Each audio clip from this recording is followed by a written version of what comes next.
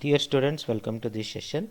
In this session, we are going to study about the access control, and in the earlier session, we have discussed about access controls can be used on files within a file system, right?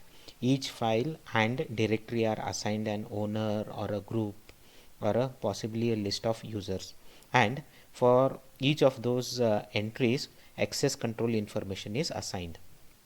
A similar function can be added to other aspects of computer system. A good example for this is found in the Solaris 10, and the Solaris 10 advances the protection available in the Sun Microsystem operating system by explicitly adding the principle of least privilege. So the whole access mechanism is to have a principle of least privilege. Whatever is required, whatever is needed, that should be given. And in case of a Solaris 10, it is achieved via role based access control, RBAC. So Solaris 10 provides a role based access control to implement least privileges. So least privileges, whatever is required. So this facility revolves around the privileges. A privilege is the right to execute a system call or to use an option within the system call. Privileges can be assigned to processes, limiting them to exactly the access they need to perform their work. So the access will be limited to a certain extent where it is sufficient to perform its work. And privileges and programs can also be assigned to roles. So it is all role based. So and that particular role will be having the privileges, and that role can be assigned to any program or a user, so that whatever the role has the privileges, that privileges will be acquired by the user or the program where the role is assigned. And users are assigned to roles or can take roles based on the password to the roles. Either the roles can be granted, or roles can be acquired by having a some kind of a password based system. Privileges is a right to execute system call or use an option within the system call. And as we discussed, the access the roles can be assigned to the processors, and users assigned roles granting access to privileges and programs. So everything is like it is a role, and that role will have all the privileges. Role is assigned to the users or the programs. Whenever that during having that role, that particular user or the process will have a access that the role gets to do. So all those accesses that are available for the role will be given to the particular user who is who has been assigned or who has acquired that particular role. So role based access control in Solaris 10, this is the example.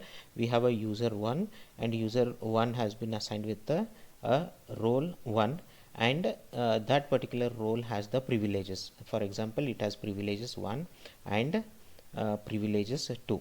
So when this particular user executes any process, it will execute that process with the privileges that are provided in that particular role. For example, a particular role has a read and write privileges. Whenever the user is logged in, the role 1 is assigned, and role 1 has a read and write permission on a certain file system. Then that particular user will get a read and write access on those particular file system. Next is the revocation of access right. So revocation is important. There are whenever the revocation question is asked, there will be a lot of things that needs to be answered. First one is whether the revocation has to be done immediate or it should be delayed. A revocation of access right is revocation is removal of those access rights from particular user or the resources, any kind of a resources.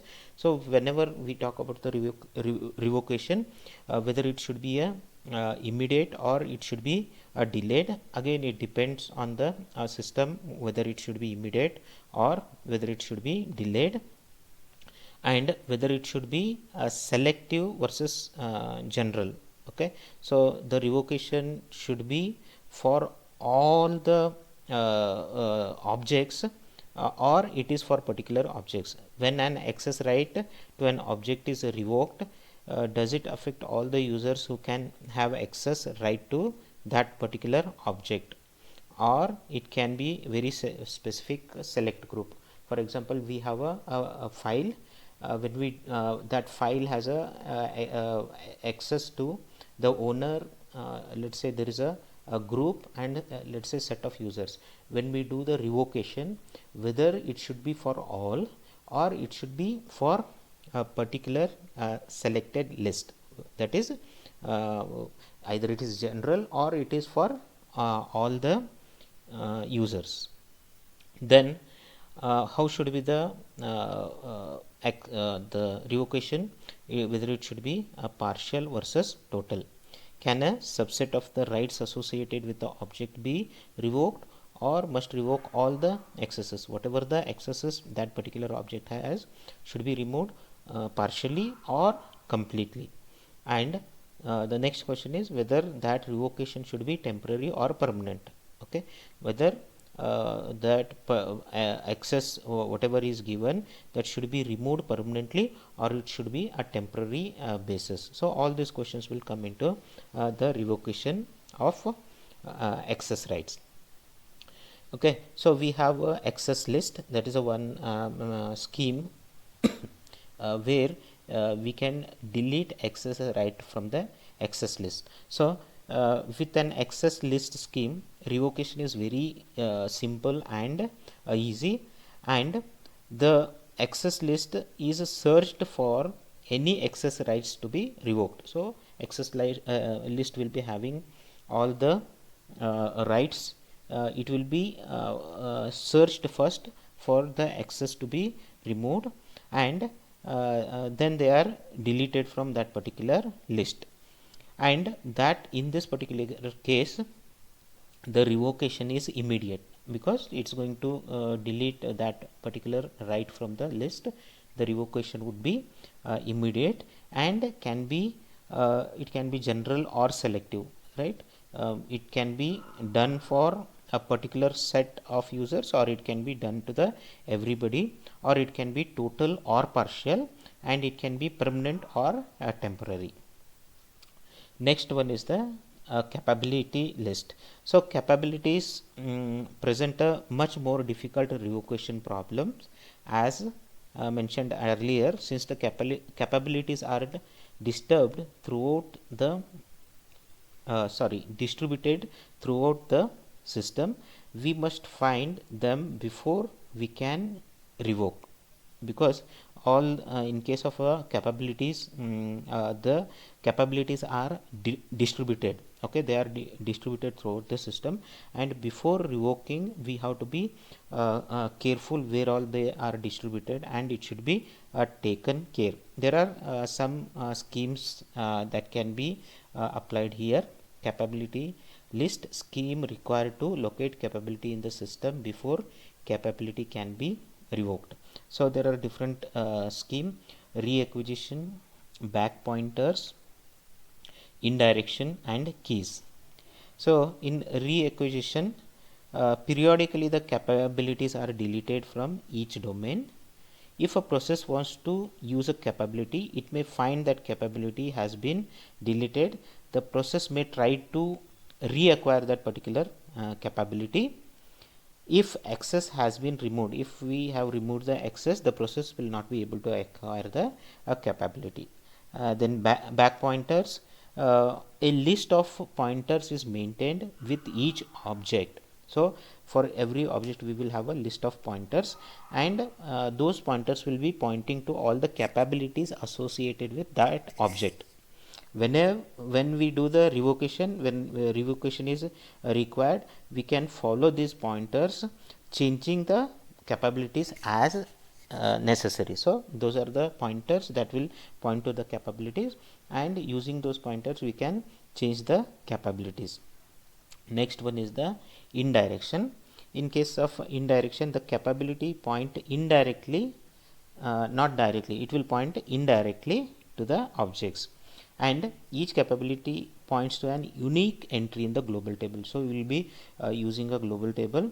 Each entry will point to the unique entry in the global table, which in turn points to the object. We implement revocation by searching the global table for the desired entry and deleting it. So how the revocation is done? The global table is searched for the desired entry, and that entry will be deleted. Then when an access is attempted, so after deleting, when access is attempted, the capability is found to point to an illegal table entry. The entries can be reused for the other capabilities without any difficulty, since both the capabilities and the table entry contain a unique name of the object. So all this, so when that particular access is attempted, and when that particular entry is not available, so it will not be given with that particular access right. Next one is the keys. A key is a unique bit pattern that can be associated with the capability. This is defined when the capability is created. When we create the capability, this key is defined, and it can neither be modified nor inspected by the process that owns that particular capability. And also there will be a master key that will be associated with each object. It can be defined or replaced with a set key operation. When the capability is created, the current value of the master key is associated with the capability. So whatever the capability is there, it will be associated. And when the capability is exercised, its key is compared. Whenever the particular capability is exercised, its key is compared with the master key. And if there is a match in the key, if the keys match, the operation is allowed to continue. Otherwise an exception condition will be raised, because it doesn't have that particular access to that particular capability. Capability based systems. There are two examples for the capability based system. One is Hydra, and second one is the Cambridge CAP system. Hydra is a capability based protection system that provides considerable flexibility. The system implements a fixed set of possible access rights, including such basic forms of access as to a right to read or write or execute a memory segment. In addition, a user can declare other rights as well. The interpretation of user defined rights is performed solely by the user's program, but the system provides access protection for the use of these rights as well as for the use of the system defined rights. These facilities constitute a significant development in protection technology. So that is the capability based system, the Hydra. Fixed set of access rights known and interpreted by the system. Interpretation of user defined rights performed solely by the user's program. System provides access protection for the use of these rights. Next one is the Cambridge CAP system. In case of Cambridge, it's a different approach to the capability based protection. It has been taken in the design of the Cambridge CAP system. CAP's capability system is simpler and superficially less powerful than the Hydra. However, a closer examination shows that it too can be used to provide secure protection of user defined objects. So we can provide a secured secured so we can use it for the secured protection of the user defined objects. CAP has two kinds of capabilities. You can see data capability and software capability. Data capability provides the standard read, write, execute of individual storage segments associated with the object.